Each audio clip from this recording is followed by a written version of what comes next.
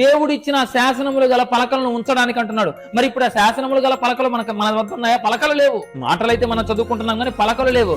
అలాంటప్పుడు ఆ పలకలకు దాయడానికి లేదంటే ఆ పలకలను ఉంచడానికి చేసినటువంటి ఆ మందసం గురించి ఇంత డీటెయిల్డ్ గా మనకెందుకండి? ఇలాగే అనుకుంటున్నాం మనం అందరం కూడా. చాలా మంది పాత ధర్మశాస్త్రం యొక్క విలువ తెలియక చాలా వరకు దానిని నిర్లక్ష్యం చేస్తున్నారు. కానీ ఈ రోజు మనం ఆలోచించబోయే విషయం ఏదైతే ఉందో, ప్రతి మాట, ప్రతి అక్షరం, బైబిల్లో ఉన్న ప్రతి పదం దేవుడు అనాలోచితంగా నీకు అవసరము లేనిదిగా ఏది రాయించలేదని మనకు అర్థమవుతుంది. నిజమండి. నేను కూడా ప్రారంభంలో చదువుతున్నప్పుడు ఈ నిర్గమకాండము, లేవియాకాండం, సంఖ్యాకాండం చదువుతుంటే ఈ లెక్కలన్నీ నాకెందుకు అనుకున్నానండి. అలా పొరపాటు చేసిన వాళ్ళలో నేను ఒకటినే. ఈ లెక్కలన్నీ నాకెందుకు, ఇవి నేను పాటించాల్సిన అవసరం లేదు కదా, ఇవి నాకెందుకు అని నేను వాటిని స్కిప్ చేసుకొని చరిత్ర గ్రంథాలు, ఆ తర్వాత పత్రికలు, వీటిని చదవడం మీద ఫోకస్ చేశాను. కానీ మహాజ్ఞాన సంగతులు దేవుడు ఏది నిర్లక్ష్యంగా లేదంటే ఏది అవసరం లేనిదిగా దేవుడు వ్రాయించడు అనే సంగతి అర్థమైన తర్వాత ఇంతకీ వీటి వెనక ఆంతర్యం ఏంటి? ఈ మందసం గురించి ఎందుకు ఇన్ని లెక్కలు రాయించాడు? ఆ తర్వాత ఏం మాట్లాడుతున్నాడు చూడండి. ఆ మందసం గురించి ఎందుకు రాయించాడు?